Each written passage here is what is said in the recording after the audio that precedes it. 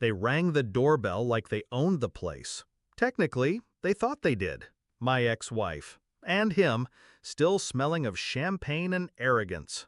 She crossed the threshold first, smirking like she rehearsed it. He followed with fake confidence, lips curled in mock sympathy. "Well," she said, her voice sticky sweet, "you'll be finding a new place to live now." She let that hang in the air. This house and everything in it belongs to us now. I didn't blink, didn't rise from the chair, just looked at the two people who once conspired to gut me from the inside out and said nothing, because I didn't need to. The front door opened again. My lawyer walked in, briefcase in hand. Their faces drained like a vein had been cut. It was beautiful. I used to believe in love. That was my first mistake. She started the affair while I was building this house. Our dream, she said. She picked the tiles, the lighting, the finishes. He was a contractor, younger, fit, cheap with his compliments. The kind of man who memorizes mirror angles and forgets birthdays. I noticed their looks, their silences, the rushed goodbyes and phantom texts at 2 a.m. But I played dumb. That was my second mistake. When she filed for divorce, she didn't fight for custody, didn't even ask about the business, just the house. She wanted this house.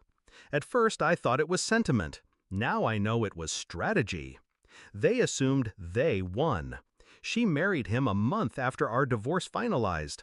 His new car parked in my driveway like it had always belonged.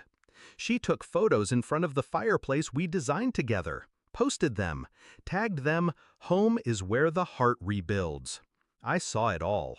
But I didn't rage, didn't confront. I opened the deed, the original, not the forged copy they used to file the transfer behind my back. The signature? Not mine. The notary? Fictional. I hired a forensic duck analyst, quietly. Had my lawyer pull county records, subpoenaed transaction logs. There it was. Fraud, plain, legal, surgical. They hadn't taken the house. They'd set themselves on fire inside it. The moment my lawyer stepped into the room, I watched them with a kind of cold fascination.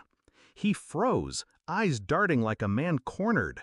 She stepped back, half a second behind her instincts. "Derek Moore," my attorney said to him, opening the briefcase, "this is a cease and desist. You'll vacate the premises immediately." He stuttered something about ownership, pointing toward her like a drowning man reaching for driftwood. My lawyer cut him off. "The deed was fraudulently signed. We have expert testimony and court orders already filed." I stood, finally, handed them a folder. Inside was every piece of evidence, every signature, every timestamp, every lie. She flipped through the pages. Her hands trembled. "This isn't—" "Yours?" I said, stepping closer. "Correct." Her mouth opened. Nothing came out.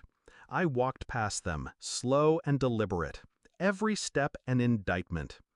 They stood in the hallway like guests overstaying a welcome that was never offered. "This house," I said quietly, "was never about brick and stone. It was about trust, about loyalty. You used it as leverage, a symbol, something to gloat with." I pointed to the door.